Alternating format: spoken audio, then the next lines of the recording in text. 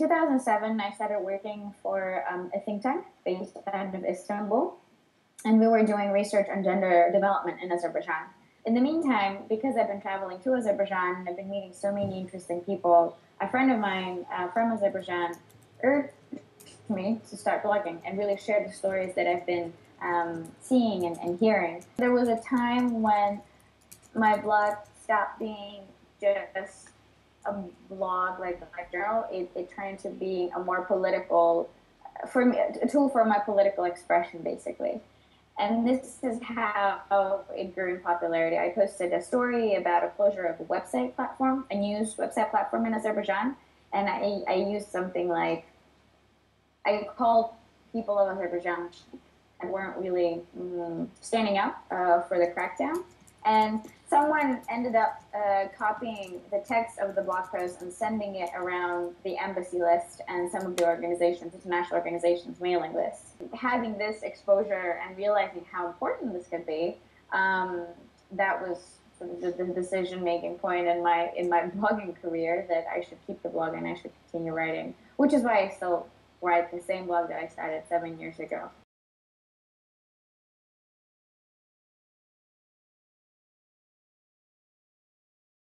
I have to keep the internet separate from media in Azerbaijan, because internet is the only space that the government hasn't really touched with its policies. And this is one of their main arguments, is that internet is still free in Azerbaijan and people are free to use it the way they want. And in a way, they're right, because internet is still free in Azerbaijan, and it has become basically the only platform where people can actually express themselves, they can share their opinions, and they can discuss things, and they can criticize the government. But having said that the internet is free, I would also like to mention how the government goes after the activists, basically online activists. There's a theory that there's a department within the presidential apparatus that keeps track of all the Facebook activity, and they pick the activists, the online activists who are very much outspoken, and then they go after them. But when they go after them, they do not arrest them, for example, for their online activism. This is never the case. None of the political prisoners currently are arrested for their political activism. So when they arrest these young activists, they accuse them of hooliganism, or they accuse him of drug charges, or they accuse them of illegal arms possession, anything but political activism.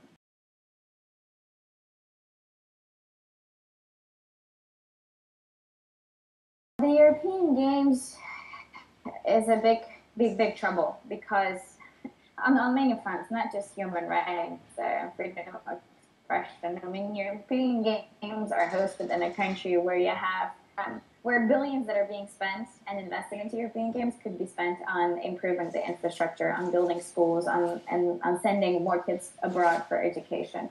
It's been incredible to see how little government cares about its image when it comes to human rights and political prisoners.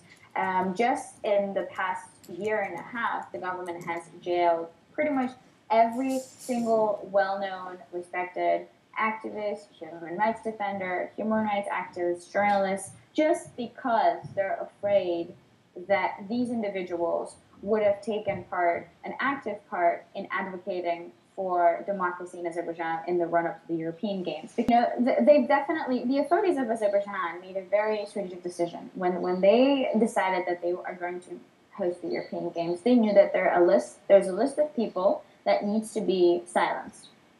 And the way they could be silenced was by arresting them. And this is what they did.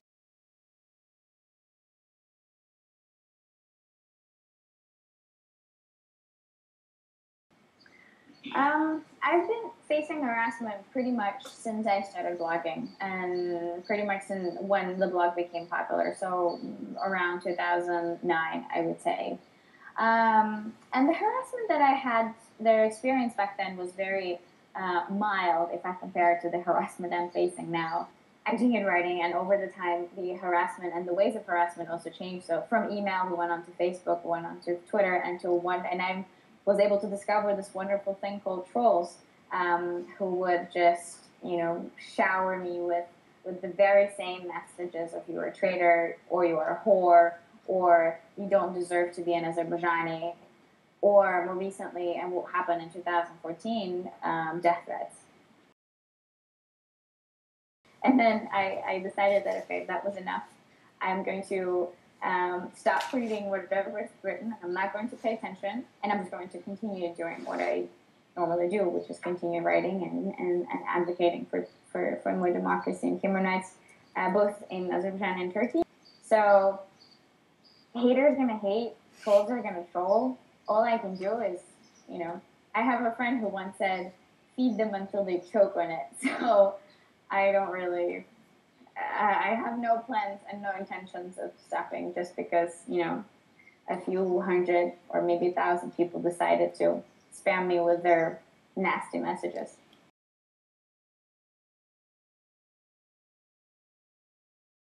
I think everyone should realize the power of their voice. I think that's the most important thing, because when I think of Azerbaijan, I think express themselves because they don't understand the importance of freedom of expression and how much that can have an impact on the country's future. And I think this is one of the most important and sort of the groundwork of achieving freedom of expression in both countries. And this is, I think, the importance of freedom of expression, that people have this understanding that they can and they should, and the government should actually listen. And I really wish that a lot more people realize the power that rests within them.